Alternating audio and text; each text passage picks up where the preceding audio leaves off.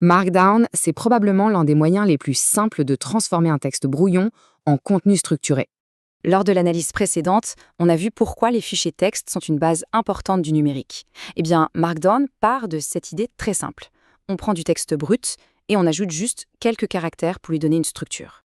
Partie 1. La syntaxe de base. Des symboles simples pour de grands changements. C'est tout. Un dièse pour un titre, un tiret pour une liste, 2 étoiles pour mettre une idée importante en gras. Ce sont quelques symboles simples, mais qui changent beaucoup de choses. Parce qu'en fait, avec Markdown, le texte ne reste pas juste une simple suite de phrases. Il devient un contenu organisé, lisible, facile à modifier et surtout facile à réutiliser dans plusieurs outils. Dans cette présentation, on va comprendre Markdown en 5 minutes. Pas du tout comme un langage compliqué, non, mais vraiment comme une manière simple de structurer du texte. Partie 2, la route et les panneaux, ou comment séparer le contenu de la mise en forme. Markdown, c'est donc tout simplement du texte brut avec des repères. Ces repères indiquent ce qui est un titre, une liste, un lien, un mot important ou même un morceau de code. Par exemple, ici, le dièse indique un titre, le double dièse indique un sous-titre, le tiret, lui, indique une liste, et les 2 étoiles indiquent une idée importante. Voilà, ce n'est pas beaucoup plus compliqué que ça. Markdown ne change absolument pas le fond du contenu. En réalité, il ajoute juste des panneaux dans le texte. C'est un peu comme sur une route. Le contenu, c'est la route. Les titres, les listes et les sections, ce sont les panneaux qui aident à comprendre où on est. Par exemple, il est tout à fait possible de partir d'un texte très simple et de le transformer en contenu structuré. Le contenu n'est pas forcément plus lent à la fin, mais il est beaucoup, beaucoup plus clair. On voit les parties, on voit les idées, et on comprend tout de suite mieux la logique.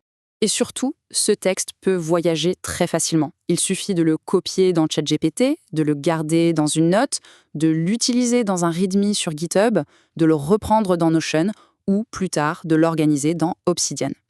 D'ailleurs, on parlera d'Obsidian dans une prochaine analyse parce que c'est un excellent exemple d'outil qui utilise justement Markdown pour construire une base de notes. Partie 3, un format portable, le contenu de travail contre le contenu finalisé. Pour l'instant, il faut surtout retenir ceci. Markdown n'est pas lié à un seul outil. C'est vraiment une manière d'écrire qui reste lisible dans plein d'environnements différents. Et c'est précisément là qu'on voit la différence entre un contenu fait pour être finalisé et un contenu fait pour être travaillé. Un PDF, par exemple, c'est très pratique pour partager un document final. Mais il fige souvent le résultat. Markdown, lui, reste beaucoup plus léger. Il est plus facile à modifier, plus facile à copier et plus facile à transformer. Donc pour envoyer un document terminé, oui, le PDF peut être très bien. Mais pour travailler sur le contenu, le modifier, l'organiser ou le réutiliser, Markdown est souvent beaucoup plus flexible. Partie 4, Markdown et IA, structuré pour la clarté.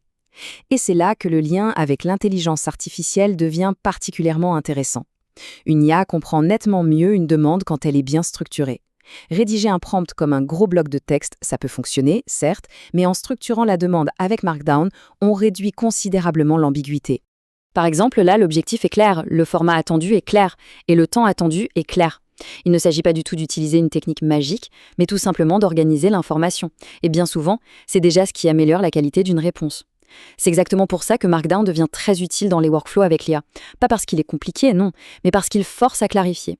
Plus tard, on verra d'ailleurs que cette capacité à structurer le texte devient une base vraiment importante pour les skills IA, les prompts avancés et le context engineering. Mais bon, on n'a pas besoin d'aller jusque-là maintenant. Partie 5, le résumé. Tout ce qu'il faut retenir. Pour commencer, il suffit de retenir ceci. Markdown, c'est une manière simple d'ajouter de la structure à du texte, avec juste quelques caractères, sans outils compliqués, sans mise en page lourde, et surtout sans enfermer le contenu dans un seul logiciel.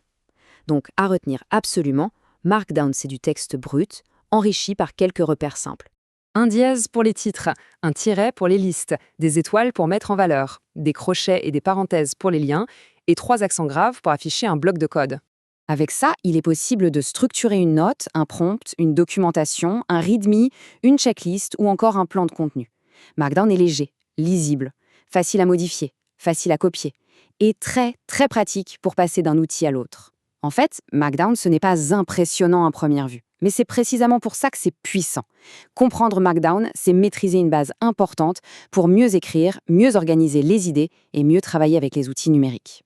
Pour la suite, on continuera avec CSV. C'est un autre format texte, très simple, mais essentiel dès qu'on parle de tableaux, d'import, d'export et d'automatisation. Pour construire une culture numérique claire, progressive et pratique, l'abonnement à Gregory Catalyzer Dev est la meilleure étape.